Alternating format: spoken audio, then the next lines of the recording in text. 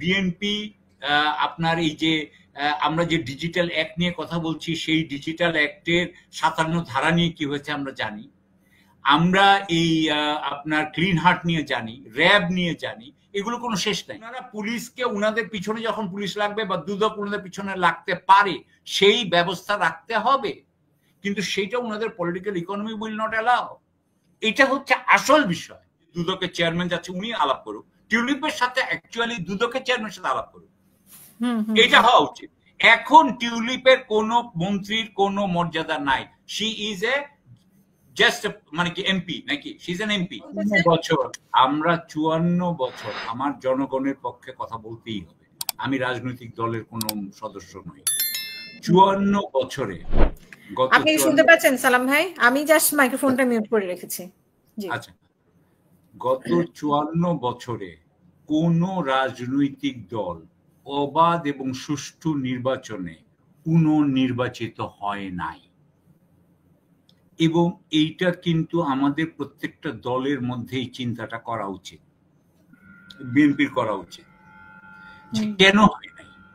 কারণ হচ্ছে যে আমাদের দলগুলা বড় বড় দল, আওয়ামী লীগ, বিএনপি, তাদের যে পলিটিক্যাল ইকোনমি, অর্থাৎ তাদের যে গ্রাসরুট, তাদের যে নেতাকর্মী, তারা কিন্তু দুর্নীতি ছাড়া চলতে পারবেন না। বিশেষ তাদের জীবিকা নির্বাহের জন্য দুর্নীতি করতেই হয়। সুতরাং এখন যখন গণতন্ত্র হবে, তখন বিএনপির নেতা কর্মীরা দুর্নীতি করবেন না, এই ব্যাপারে কোনো নিশ্চয়তা নাই, বরং ইতিহাস আমাদেরকে বলে যে ওনারা করবেন। এক, দ্বিতীয় কথা বলি, বাংলাদেশের আমলাতন্ত্র, আমি এবং মুস্তাফিজ আমরা তো দুই আমলাতন্ত্র থেকে আসছি।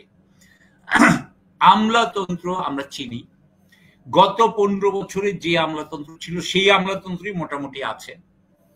এই আমলাতন্ত্র নতুন যেই দল আসবে ক্ষমতাসীন হয়ে নির্বাচনে, তাকে বলবে যে আমরা আপনাকে একটা সার্ভেলেন্স স্টেট বানাই দিব। এখন এআই আছে, প্রযুক্তি আছে, আপনাকে স্মার্ট সিটি দিয়ে, মানে কিভাবে একটা রাজনৈতিক দল, মনে রাখবেন একটা রাজনৈতিক দল আমাদের দেশের যেটা হয় এবং তৃতীয় বিশ্বে যেটা হয়, সে রাজনৈতিক দল কিন্তু অবাধ সুষ্ঠু নির্বাচন চায় না, তারা একবার ক্ষমতায় আসতে চায় এবং তারপর তারা আর যাবে না।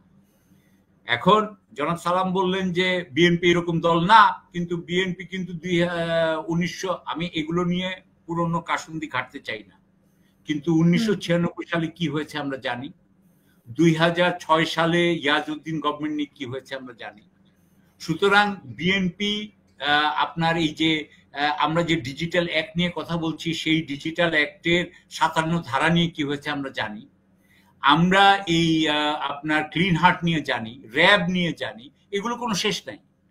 হ্যাঁ, অবশ্যই আওয়ামী লীগ অনেক বড় স্বৈরাচারী দল, সেই অনুযায়ী বিএনপি কিছুই করে না, সেটা আমি বলছি না, কিন্তু প্রবণতা কোথায় আমরা জানি।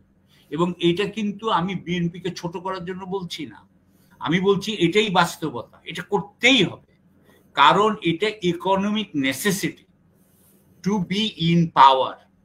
এখন আমার কথা হচ্ছে যে আমি ডক্টর ইউনূসের সরকার থেকে যেটা চেয়েছিলাম, সেটা হচ্ছে যে বাংলাদেশে এই দুর্নীতিটাকে কিভাবে বিলুপ্ত করা যাবে, এইবার এইটা এবার চিন্তা করি, আমরা কিভাবে নির্বাচনকে এমন করতে পারবো যেখানে কোনো কালো টাকা ব্যবহার করা যাবে না, যেখানে হয়তো বা কথার কথা বলছি মিছিল করা যাবে না, কোথাও কথা বলছি সেখানে কালার পোস্টার লাগানো যাবে না, মানে আমি এখানে এমন ভাবে চাচ্ছিলাম যে যেখানে টাকার খেলা যাতে না হয়।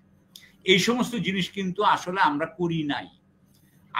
আমি গণতন্ত্রের বিরুদ্ধে না, কিন্তু আমার কাছে মনে হয় যে গণতন্ত্রে যাওয়ার পরে আমরা আবার দুর্নীতিগ্রস্ততার মধ্যে ফেরত যাব, কারণ আমাদের রাজনীতি দুর্নীতি নির্ভর, আমাদের শাসন আমলাতান্ত্রিক, এর বাইরে আমরা এখন পর্যন্ত আসিনি। সুতরাং আমার বিষয়টা হচ্ছে যে আমরা কি বিএনপি যাতে ক্ষমতায় আসতে না, মানে নির্বাচন হলে বিএনপি ক্ষমতায় আসবে, এই জন্যই কি নির্বাচন বিলম্বিত হচ্ছে, নাকি বিচার এবং সংস্কারের জন্য? আমি যদি সত্যিকার অর্থে বলতে চাই, বিএনপি আসুক, আমি চাই সত্যি কথা, কিন্তু বিএনপি আসতে হবে অনেস্টলি, বিএনপি অনেস্টলি থাকবে। আমি তো চাই বিএনপি থেকে একটা অনেস্ট রুল, এই যে একটু আগে সালাম সাহেব বললেন যে রুল অফ ল, আমি বলতে চাই যে বাংলাদেশের দলগুলার পলিটিক্যাল ইকোনমির কারণে কোনো মতেই রুল অফ ল হতে পারবে না, কোনো মতেই হতে পারবে না। Let's have a debate on that. হতে পারবে না, এটা সম্ভব না। সুতরাং আমার কথা হচ্ছে, আমি তো রুল অফ ল চাচ্ছি। আমি কি গণতান্ত্রিক শাসন চাই না? অবশ্যই চাই। বাংলার জনগণ ঠিক করবে যে কে আমাদের শাসন করবে, এর থেকে ভালো কি হইতে পারে। কিন্তু আমার কথা হচ্ছে, আমি ওইভাবে চাই যে যখন ওনারা ক্ষমতায় এসে এই দুর্নীতি করতে পারবেন না, অর্থাৎ পুলিশ, বিচার বিভাগ সম্পূর্ণ স্বায়ত্তশাসিত হইতে হবে, যাতে উনারা পুলিশকে উনাদের পিছনে যখন পুলিশ লাগবে বা দুদক উনাদের পিছনে লাগতে পারে সেই ব্যবস্থা রাখতে হবে। কিন্তু সেইটা উনাদের political economy will not allow. এটা হচ্ছে আসল বিষয়, এটা হচ্ছে আসল বিষয়। কারণ দুর্নীতি যদি আমরা সরাইতে পারি, তাহলে বাংলাদেশের উন্নতি কেউ অগ্রগতি কেউ ঠেকাইতে পারবে না, কেউ পারবে না। বাংলাদেশের এটি হচ্ছে সবচেয়ে বড় ইস্যু। বাংলাদেশে পরিবারতন্ত্র কোনো বিষয়ই না, বিষয়ই না। ওই যে কার ছেলে কে হয়েছে এটা কোনো বিষয়ই না। আমি মনে করি দুর্নীতি বিষয়। আমি সরি, আমি এটুকু বললাম আর কি, এটুকুই বলা। টিউলিপ সিদ্দিকের ব্যাপারে যদি এক লাইনে বলেন।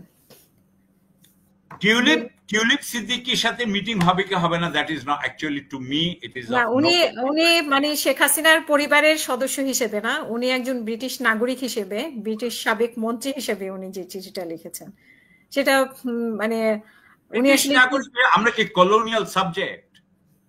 আমরা কি ঔপনিবেশিক উনার প্রজা যে ব্রিটিশ উনি নাগরিক না, উনি লিখেছেন সেই জন্য উনাকে একটা অ্যাপয়েন্টমেন্ট দিতে হবে? অ্যাপয়েন্টমেন্ট দেওয়ার ব্যাপারে একটা কনসিস্টেন্ট রুলস এন্ড পলিসি থাকা উচিত গভর্নমেন্টের, যে কোনো বিষয়ের মতো, যে আমি কোন বিষয় দিব এবং কিভাবে দিব না। আর টিউলিপের সাথে যদি উনি দেখা করেন, আমি মনে করি যে টিউলিপের সাথে উনি দেখা করা উচিত না, এটা আমি মনে করি। কারণ টিউলিপের উকিল এবং বাংলাদেশের ওই যে দুদকের চেয়ারম্যান যাচ্ছে, উনি আলাপ করুক। টিউলিপের সাথে অ্যাকচুয়ালি দুদকের চেয়ারম্যানের সাথে আলাপ করুক, এটা হওয়া উচিত। এখন টিউলিপের কোন মন্ত্রীর কোনো মর্যাদা নাই। শি ইজ এ জাস্ট মানে কি এমপি নাকি, শি ইজ এন এমপি।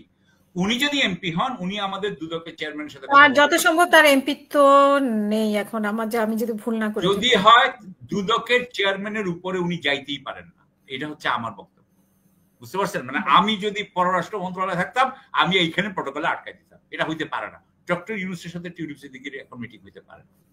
মানে আশান্বিত যে সালাম ভাইয়ের মতো যদি নেতারা, রাজনৈতিক নেতারা থাকেন এবং এইভাবে যদি দেখেন, তাহলে ইনশাল্লাহ আমরা আগাইতে পারবো। আর যদি অন্যরকম ভাবে হয়, স্বার্থান্বেষী হয়, স্বার্থপরতা থাকে, তাহলে আমাদের সমস্যা হবে। তবে আর তো কিছু বলার নাই।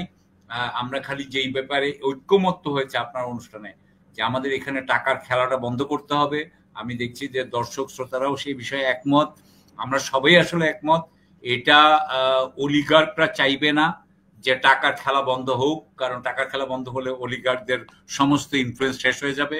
সুতরাং আমি আশা করব, এবং আমলাতন্ত্রের কথা, আমলাতন্ত্র অত্যন্ত অত্যন্ত খারাপ অবস্থায় আছে। এবং আমার মনে হয় যে আমলাতন্ত্র, আমি এটা নিয়ে অলরেডি কথা বলেছি, যে তারা কিভাবে একটা সরকারকে করাপ্ট করে বা নিপীড়ক বানায়। এগেইন, আমি আমলাতন্ত্র কাউকে ব্যক্তিগতভাবে অ্যাটাক করছি না, এটা হলো গিয়ে তাদের প্রবণতা, ধর্ম।